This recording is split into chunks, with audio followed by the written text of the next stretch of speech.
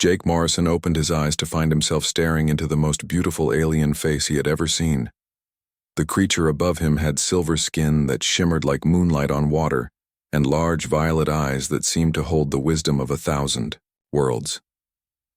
Her long white hair cascaded around them both like a curtain blocking out the rest of his small apartment bedroom. For a moment Jake wondered if he was still dreaming. The alien woman named Zara had been his roommate for 3 months now since the Great Contact event when her ship had crashed in Central Park. She was a refugee from the Kalari Empire, a distant galaxy where her people faced extinction from a terrible plague. Jake had volunteered through the Human-Alien Integration program to house one of the survivors. The government paid him well and Zara was quiet, clean, and helped with cooking. She made the most amazing dishes from ingredients she somehow acquired from who knows where. But this morning was different. Zara was lying directly on top of him, her face inches from his. Her breathing was quick and shallow, and her usually calm, violet eyes showed something that looked almost like panic. "Jake, what is happening to me?" she whispered. Her voice carried that musical quality that all Kalari possessed, but now it trembled with uncertainty. Jake tried to sit up but found his body strangely heavy and unresponsive. It was as if his muscles had turned to lead overnight. "I cannot move either," Zara said, reading his confusion. She pressed her palms against his chest and he could feel the coolness of her skin through his thin sleep shirt. "My people have a condition that your scientists do not understand yet." "What kind of condition?" Jake managed to ask, though speaking required tremendous effort. Zara closed her violet eyes for a moment. "When Kalari reach emotional distress or face life-threatening situations, our bodies enter what you might call a survival bond state. We instinctively seek the nearest compatible life form for energy sharing. Energy sharing." Jake repeated, "Your human life force is remarkably strong," Zara explained. Her eyes opened again, and he saw vulnerability there that she had never shown before. "My body detected that I was dying in my sleep last night, from the final stages of the plague that killed my world. So it automatically initiated the bonding process with you." Jake felt his heart racing, despite his immobilized state. "Are you saying you are literally draining my life energy right now?" "Not draining," Zara said quickly. "Sharing your life force is so abundant that sharing it actually makes both of us stronger. But there are consequences." "What consequences?" "The bonding process takes 72 hours to complete. During this time, we cannot separate by more than a few feet or we both die. And once it is finished, we will be permanently connected. You will gain some of my abilities, and I will gain some of yours. We will be able to sense each other, thoughts and emotions across any distance." Jake stared up at her, processing this information. "So you are basically asking me to marry you alien style without asking permission?" First, Zara looked stricken. "I did not choose this, Jake. My body acted on survival instinct. I would never force this upon you if I had control. But now that it has started, neither of us can survive if we stop it." Jake found himself studying her face more carefully than he ever had before. She was beautiful in an otherworldly way, but more than that, she had been kind to him. These past months she had been the perfect roommate, always considerate, always helpful.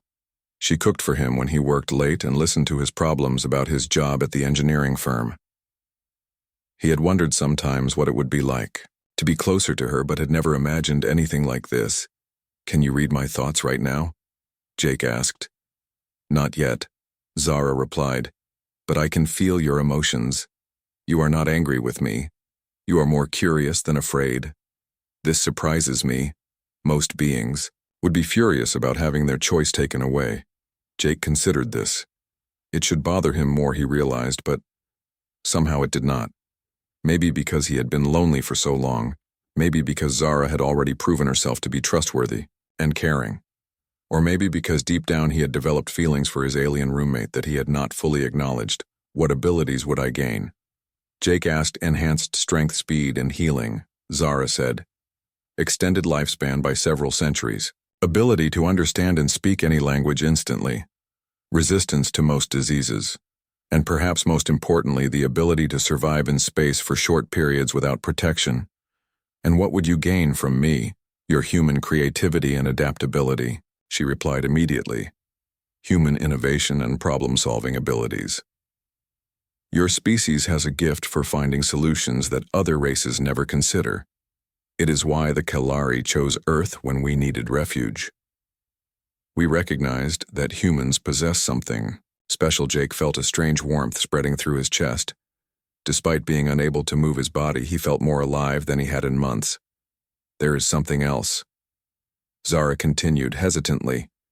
If we complete this bond, and if we choose to have offspring, together our children would possess the combined strengths of both species. They would be immune to the plague that destroyed my world, and could help rebuild the Kalari population.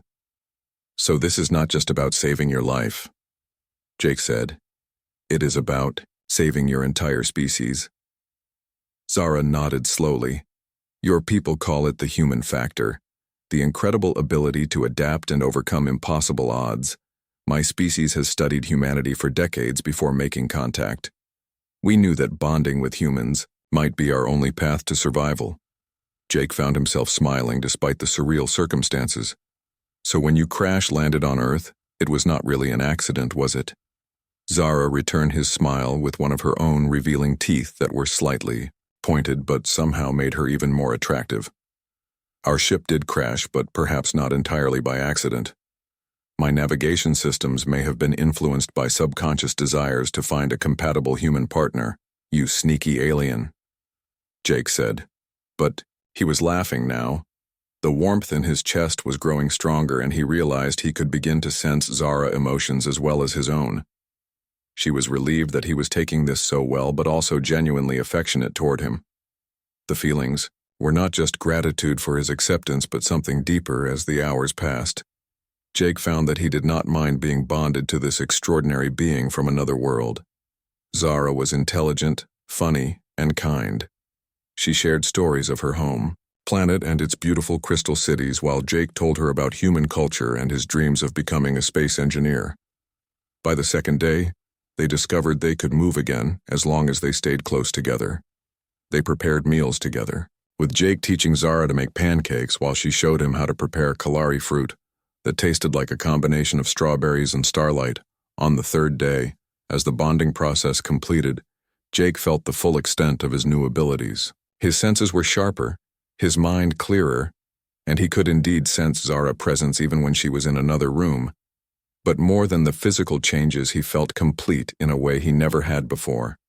The loneliness that had been his constant companion for years was gone, replaced by a connection to someone who understood and cared for him. When government officials came to check on them, they were amazed by the transformation Jake had gained, the silver shimmer to his skin, and his eyes now held. Flecks of violet. Zara appeared more human but retained her otherworldly beauty. The officials were fascinated by the first successful human-alien bonding and wanted to study them extensively. But Jake and Zara had other plans, using Jake-enhanced human ingenuity and Zara advanced Kalari technology. They began working on solutions to help both species. They developed new medicines that could help the remaining Kalari refugees and created innovations that would benefit humans as well. Within a year, their research had saved hundreds of lives, and their success story encouraged other human-alien bonding partnerships. The program that had started as simple refugee housing became the foundation for a new era of interspecies cooperation. Jake often reflected on that morning when he woke up to find his alien roommate lying on top of him. What had seemed like an impossible situation had become the beginning of not just a love story, but a new chapter in human evolution. As Zara had predicted, their bond had made both of them stronger, and together they were helping to build a future where humans and aliens could thrive side by side among the stars.